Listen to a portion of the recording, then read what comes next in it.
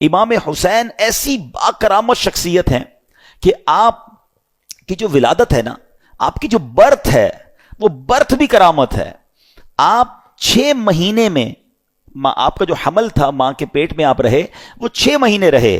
اور یاد رہے کہ پوری دنیا میں سیدنا یحییٰ علیہ الصلوۃ والسلام اور امام علی مقام امام حسین کے علاوہ کوئی ایسا بچہ زندہ نہیں رہا جس کی مدت حمل 6 ماہ ہوئی ہو. یعنی آپ فرام دا ڈے 1 آپ کی ولادت ہی کرامت ہے. اور سبحان اللہ، آپ کے رخسار مبارک کا حال یہ تھا، آپ کے چہرے پر نور ایسا تھا کہ آپ کے دونوں رخسار سے ایسا نور نکلتا تھا کہ کمرے اور دیواریں روشن ہو جایا کرتی تھیں. اور کیوں نہ ہو، کس کے نواسے ہیں، کن کے پھول ہیں، آقا کی نگاہوں کے تارے ہیں. اب یہ جو امام حسین رضی اللہ تعالیٰ عنہ جب کربلا کے لیے روانہ ہوئے نا، تو آپ سے مزید کرامتوں کا ظہور ہوا. اور علماء کہتے ہیں یہ جو کرامتیں تھیں نا، بیسیکلی یہ اتمام حجت کے لیے تھیں، مزید ان کو سمجھانے کے لیے تھی کہ دیکھو میں کون ہوں، میرے ساتھ کیسے معاملات ہو رہے ہیں، مجھ پر ظلم نہ کرو.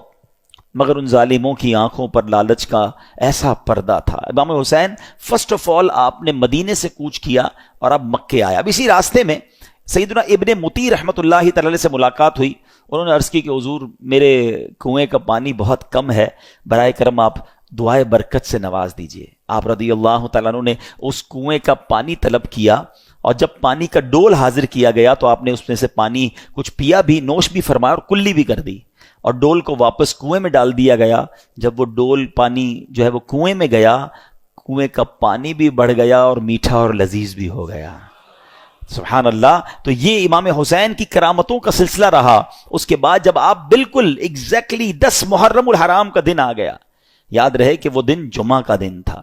10 محرم الحرام جب یہ واقعہ ہوا، کربلا کے میدان میں آپ خطبہ ارشاد فرما رہے ہیں، ان کو سمجھا رہے ہیں کہ دیکھو میں کون ہوں، یہ ظلم مت کرو. تم کیا جواب دو گے جس کا کلمہ پڑھتے ہو اس نبی علیہ الصلوۃ والسلام کو؟ اس وقت آپ کے جو خیمے تھے جہاں خاندان کے افراد تھے، وہاں خندق میں ایک آگ بھی جل رہی تھی. تو ایک بد زبان یزیدی نے بکواس کرتے ہوئے کہا کہ اے حسین، تم نے وہاں کی آگ سے پہلے یہی آگ لگا دی ہے. یعنی معاذ اللہ وہ یہ کہنا چاہ رہا تھا کہ اے حسین، مرنے کے بعد بھی تمہیں جہنم کی آگ میں جانا ہے. امام علی مقام نے جب یہ سنا تو آپ نے کہا کہ اے دشمن خدا، تو جھوٹا ہے، کیا تو یہ گمان کرتا ہے کہ میں دوزخ کی آگ میں جاؤں گا؟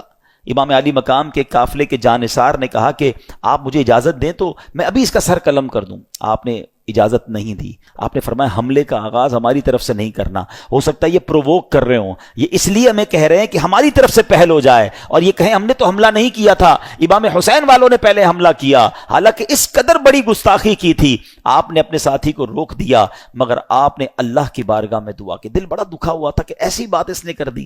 آپ نے کہا اے رب قہار، اس کو عذاب نار سے قبل بھی اس دنیا میں بھی آگ کا عذاب عطا فرما. آپ کی دعا قبول ہوئی. وہ بندہ جو گھوڑے پہ بیٹھا تھا، اس کی گھوڑے کو جھٹکا لگا، گھوڑا خود ہی دوڑتا ہوا گیا اور وہ گھوڑے سے جب جہاں گرا تو وہاں آگ لگی ہوئی تھی. اسی خندق میں یہ بندہ جا کر گرا اور وہ بد نصیب آگ میں جل کر بھسم ہو گیا. امام علی مقام نے سجدہ شکر ادا کیا اور اللہ تعالیٰ کی بارگاہ میں عرض کی کہ یا اللہ تیرا شکر ہے کہ تو نے آل رسول کے گستاخ کو سزا دی.